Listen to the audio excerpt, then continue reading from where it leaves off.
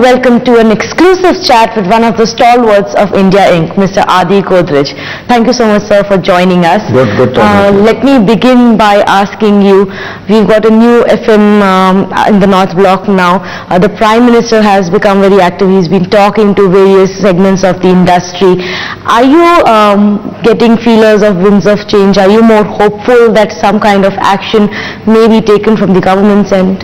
Yes, I'm very hopeful. I think if you look at Monday's announcements by the Finance Minister, it was clear that they want to move on the reform path. They want to take action. Clearly, GDP growth globally and particularly in India has slowed down for various reasons, and we need to get the GDP growth to accelerate again.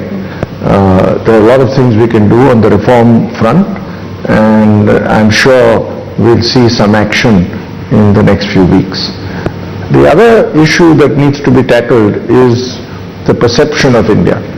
After the retrospective amendment announcements and the GAR announcements in the budget, and then the unfortunate Maruti incident and the failure of the grid, perception about India has taken a toll, and it is very important to set this perception right by taking appropriate action. Is that the kind of message you get when you meet foreign investors and institutional investors? Are they extremely concerned and putting everything on hold? Whenever I've led several delegations on behalf of CII to many countries, and clearly that is the indication we are getting, that is the concern people have, and I think we should try and quickly set that perception right. Okay. We've seen a slowdown as far as consumption in the auto sector, even apparels and jewelry is concerned. It's very visible in this quarter earnings. FMCG usually is the last one to get impacted and is more immune to these cyclical things. Do you see that because of now the added effect of monsoon, there may be some kind of moderation in FMCG also? I don't expect it. FMCG, even in past situation where the monsoon has not been good or the economic growth has slowed down, FMCG has not been affected much. You must remember that the monsoon is poor. Agricultural output in volume terms does come down, but prices rise. So agricultural incomes, rural incomes tend to rise, and that allows consumption to continue quite well. What does happen if there is a bad monsoon? Agricultural prices rise, food prices rise, and perhaps a very small percentage of the urban population at the very low end of incomes gets affected because they have to spend more of the budget on food, and they already spend a very large part of their budgets on food. So they might get a little affected. But generally we have seen a strong growth in FMCG, both in the April-June quarter and in the continuing months. But that urban poor category, and this is an emerging trend that I'm seeing now. How big is that, say, for Godrej as a group? What could be the contribution? I think it's overall for the country, it's a small percentage. Okay, so it's not a very great concern as far as that. If you see your own raw material prices, does that get impacted if there is food inflation, if there is a delay in plantation of oil seeds and other commodities? Do you see any impact, say, 6 months down the line in prices? No, we had an impact on our raw material costs, say, up to about 3 months ago. Of late, we have seen no major impact. Okay, so you see enough headroom to take price hikes if there is a need in the coming quarters? Yes, we have taken price hikes over the last year, and if required, we could take more. Okay. Let me ask you a more generic question. There is a lot of uncertainty when it comes to every angle of the economy. There's a global pressures and domestic issues. As a group, are there any 3 specific steps that you're taking to tide through this, and not the usual cost-cutting measures that you are obviously always, trying to figure out, but anything else that you could share? Well, yes, we are paying a lot of attention to 2 or 3 areas. One is innovation. We've done a lot in terms of innovation. For example, we have launched new variants of our #1 soap. We have recently launched a whole new slew of air fresheners under the brand Godrej Air. Today, this afternoon, we will be relaunching our entire Synthol range of soaps, talcs, deodorants, etc., which is a tremendous effort on innovation. The other thing we are doing is we have raised equity capital in all our companies because we feel in a situation like this, it is good to have strong equity in your books. Your debt equity ratio needs to come down. So in March we did an IPP in Godrej Properties. Very recently in June we did an IPP in Godrej Industries. And in March we did a preferential offering to Temasek in Godrej Consumer Products. So in all our three listed companies we raised equity recently. And of course, as you rightly mentioned, our quality movement, quality circles,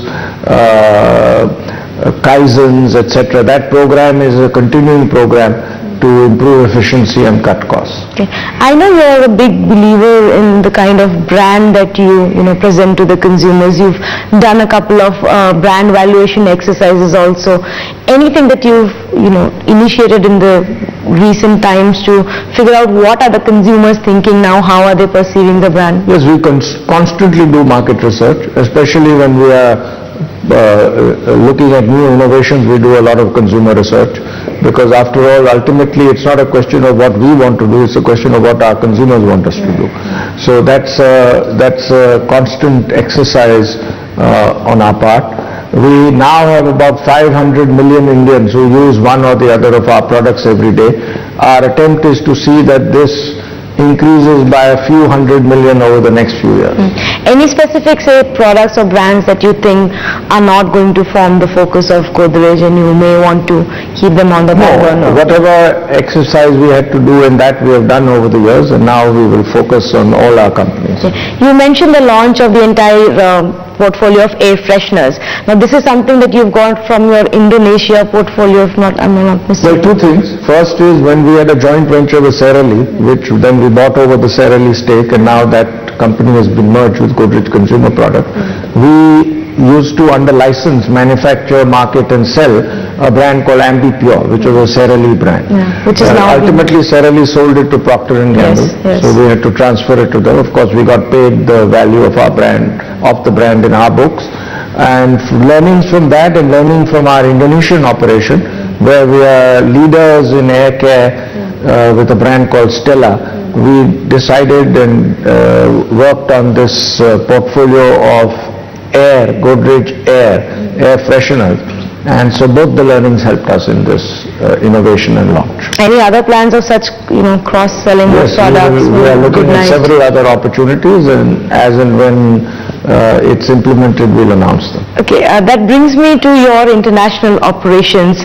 Give us a sense of how big a chunk of revenues has Africa now become and Asia has, and say 3 years down the line, where could it be then? Well, 40% of the revenues of Godrej Consumer Products now come from outside India. Our biggest single operation is in Indonesia. That's a very large operation. Africa is growing very rapidly. We have 4 companies in Africa, and we are adding to our African turnover very considerably every month. So Africa will be, in a matter of a year or so, maybe year and a half, as big as Indonesia. We have added to our South American operations also. We recently acquired a company in Chile.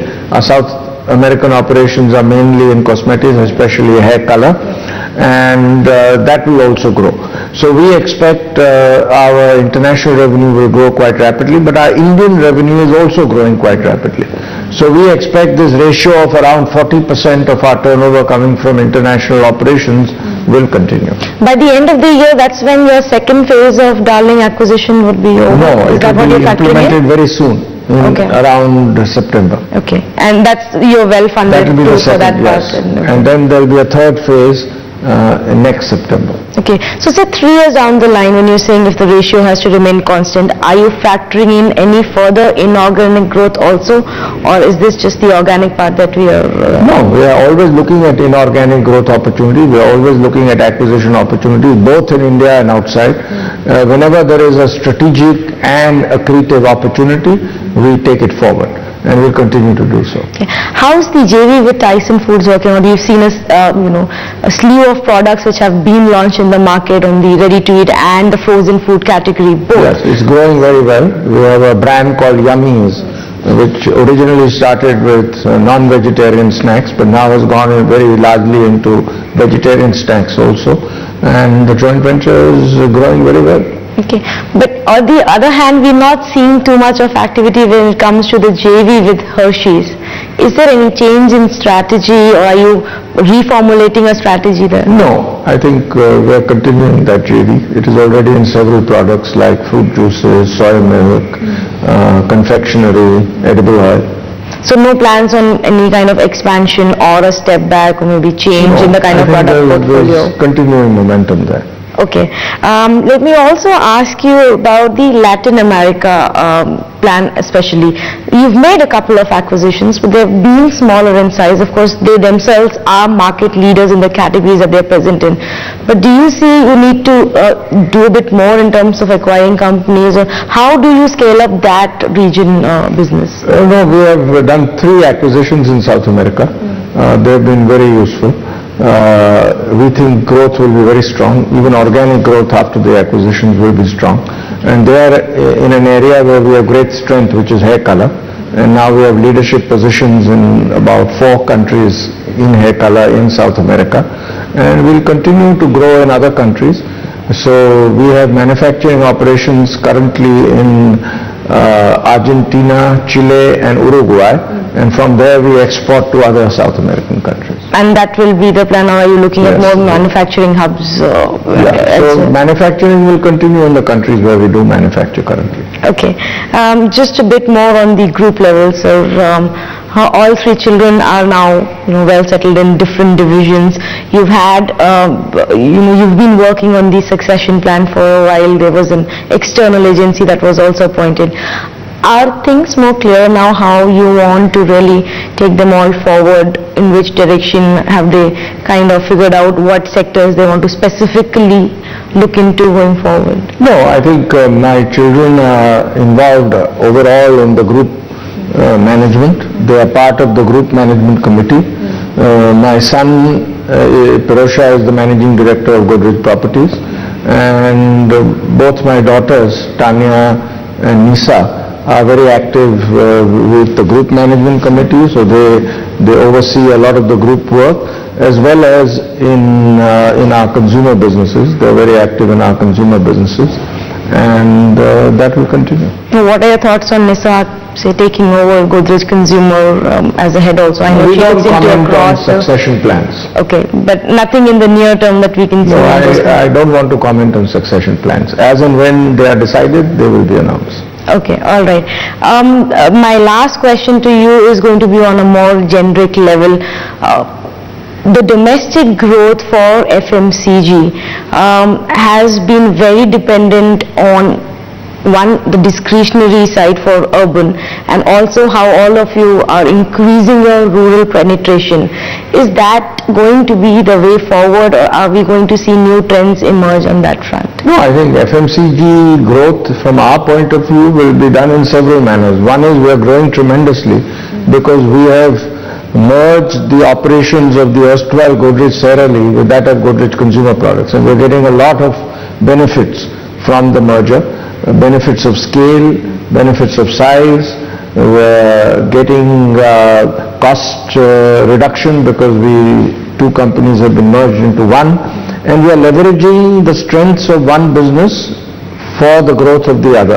So for example, Godrej Consumer Products was very strong in North India. Godrej Sara Lee used to be very strong in South India, so we are leveraging that. Godrej Sara Lee used to be very strong in the chemists channels because of the nature of the products, which we are leveraging. Godrej Consumer Products is very strong in the rural areas. That is being leveraged. Household insecticides as a category, and particularly Godrej Sara Lee was not very strong in the rural areas. So we are leveraging this, and that is giving us a lot of advantage. So this integration of the 2 organizations has led to a lot of synergy. Has the growth of modern trade disappointed you? Would you have expected them to be contributing more to the growth of FMCG manufacturers? No, I didn't expect it. I don't expect it. Modern trade has its challenges in India, and I think for some years to come, the traditional trade will be still the main distribution channels in India. Okay, and any specific category that excites you a lot, you may look at, entering or establishing Godrej's presence there? No, we are not looking at entering many new categories. We did air fresheners because we were already in air fresheners earlier. Yes. It's not an easy thing to enter a new category organically, but if we get an inorganic opportunity to get a brand which is either number 2 or number 3 or even number 1 hopefully, in some category we would look at acquisitions. But what categories could that be? Well, any category in India, we would look at any category that has growth potential and is in personal or household care. Okay. All right. Thank you so much, sir. Thanks for your Good talking to time. you. Thank you.